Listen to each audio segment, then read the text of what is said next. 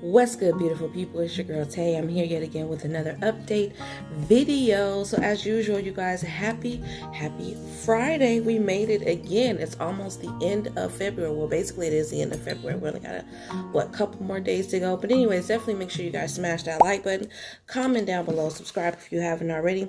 Plus push your post notification bell button so that way anytime I upload a video, you will be notified. So got quite a few things that I wanted to go over with you guys today. First thing I wanted to talk about is what's going on with the IRS, specifically for people who are in Texas. Okay, so it says that in Washington, the Internal Revenue Service extended the April 15th tax filing and payment deadline to June 15th for all residents and businesses in Texas, citing the damage caused by the recent winter storms and power outages in the state. The delay also gives Texans more time for other tax-related filings, including estimated tax payments, payroll tax returns, and contributions to individual retirement accounts, or IRAs, okay? The delays are automatic, meaning the taxpayers don't have to file forms to obtain the benefits. The relief applies to people who live in Texas. So this is not for everybody. This is just for Texas as of right now. More than 8% of Americans and to people who have businesses there. Residents of other states who are also affected by the same storms and accompanying disaster declarations may also qualify for the same delay. The IRS will update the list of eligible locations on its disaster relief website. So, this particular article is pertaining to Texas. However, if you are in another state that has actually suffered some or been affected in any way by the same storms or any other disasters, then of course you will want to check the disaster relief website to see if your state is listed on there and if you could get this benefit as well. Of course, if you don't need it, then don't worry about it. But I thought that was definitely some good information. Now, some other news in Texas. Hopefully I can still read this article. Nope, that's not the one. It is this one. Okay, so this article was actually current as of the 19th of February. So Governor Greg Abbott announced that the Texas Health and Human Services has received federal approval to allow Supplemental Nutritional Assistance Program, which is basically SNAP, recipients to apply for replacement benefits for food lost or destroyed due to the severe weather by dialing 211, okay? Now, I think this does go down to say that you actually don't need to fill out any application, so just bear with me until I get there. But anyways, the governor says, I thank our federal partners for swiftly approving SNAP benefits replacements for food lost or destroyed in the wake of this winter weather disaster. The support is essential to Texans to help continue to provide nutritious meals for their families in these challenging times, okay? SNAP recipients who have lost or have food destroyed due to the storm need to apply for replacement food benefits for regular SNAP allotments and SNAP emergency allotments that were provided in response to the pandemic, okay? SNAP clients are encouraged to stay home and request their replacement food benefits by dialing 211 and selecting option 2. Alternately, recipients can download Form H1855. Again, that's H as in house, 1855, affidavit for non-recipient or destroyed food stamp benefits on the HHC SC website. To limit exposure to the pandemic, recipients are encouraged to mail or fax a completed form to HHSC instead of visiting their local offices. A completed form should be mailed to the Texas Health and Human Services Commission at P.O. Box 149027, Austin, Texas, zip code 78714. 9027 or fax to 1-877-447-2839. If you need more information on this, and you guys are encouraged to visit the website. So I will try to get this information into the description box below because I'm pretty sure that it went too fast for you guys to be able to write it down. But again, you want to go online and you want to download the H1855. It is an affidavit for non-recipient or destroyed food stamp benefits.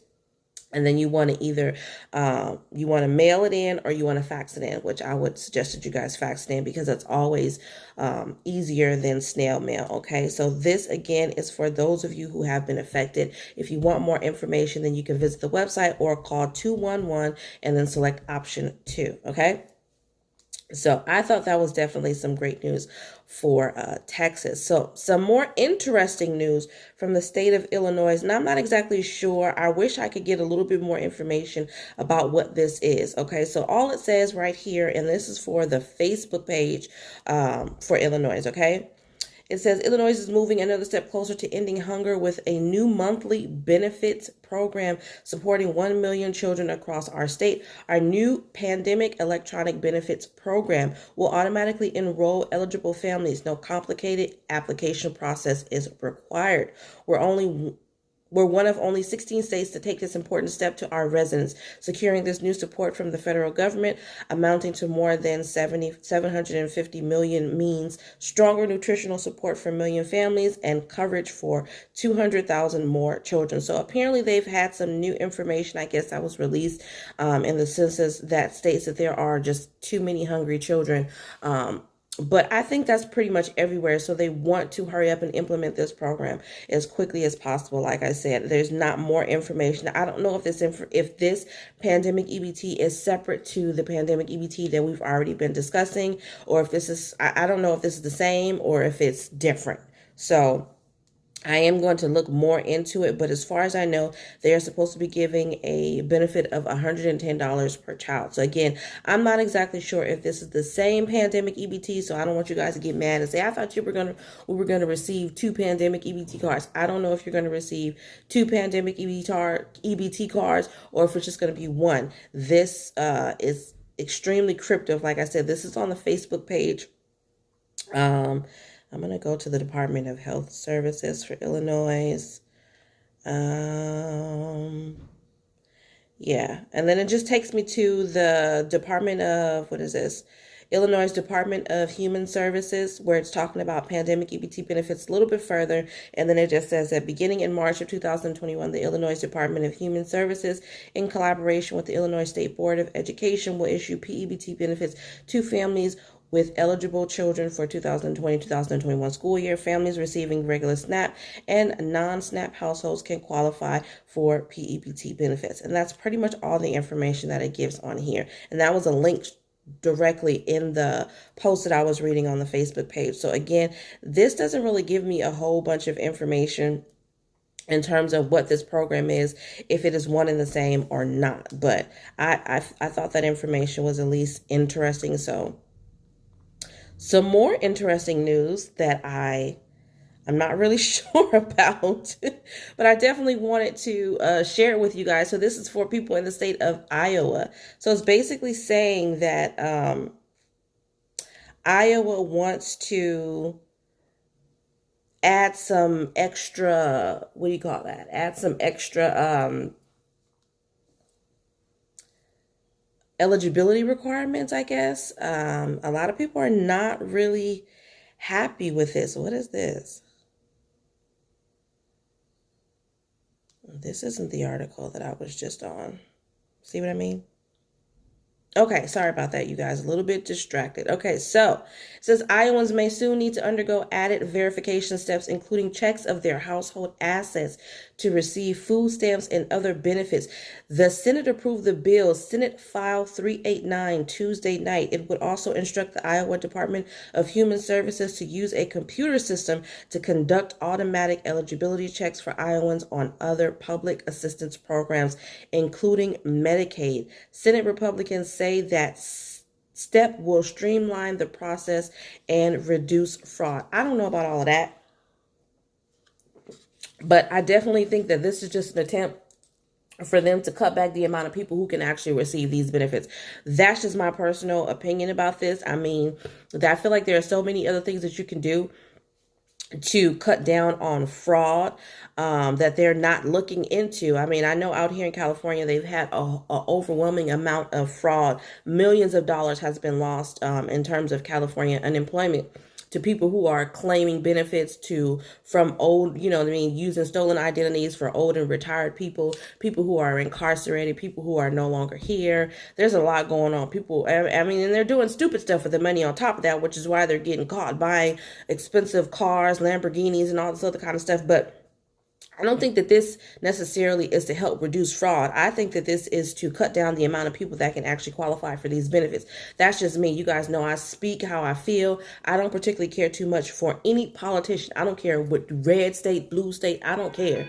But I do feel, however, that this, being that they're Senate Republicans, I think that this, they're not really for these programs. They don't want to do anything that's going to help anybody but themselves. That's just my personal opinion. I feel like they all have that feeling of personal interest. They want to make sure that they're okay. The Democrats are just a little bit more slow or a little bit better at covering up the steps that they're taking to make sure that they are preserving their own personal interests, if that makes any sense. Whereas the Republicans are just a little bit more bold about it, and they do things however they feel is necessary, very out in the open. That's the only difference between the two of them to me. But says Democrats said the measure would trip up needy Iowans seeking food assistance, which could be more painful given the pandemic-related needs. The additional computerization is also unnecessary, they said, because the state is already working on updating its systems. The Iowa Senate passed a bill on a 30-80 party line vote Tuesday evening, but it faces an uncertain future in the Republican-controlled Iowa House, where similar welfare reform measures have failed to advance in the past year. So they're trying really, really hard to get this to go through, but it's looking like they've got some pushback, which could be a good thing. This is only right now for the state of Iowa. I haven't seen any information that suggests that this is going to be going to any other states. I did also hear some information regarding, I can't remember what state it was. I think it was either Montana or Maryland, but they were talking about wanting to put, it's for child support recipients and child support payers. For the person who's receiving the child support payments from the non-custodial payments, from the non-custodial parent, they want to make it to where if the person who's supposed to be paying child support is just not working because they don't want to pay child support, if they don't have good cause for not working, then that means that the person who is supposed to receive child support, if they are receiving any benefits, any CalFresh, any cash benefits or any EBT benefits, they won't be able to receive those benefits if the person who's supposed to be paying child support is no longer working because they just don't want to pay child support. And I don't think that's a good idea, because you're going to make them suffer because this person is being a knucklehead, whether it's a man or woman. If you notice, I didn't say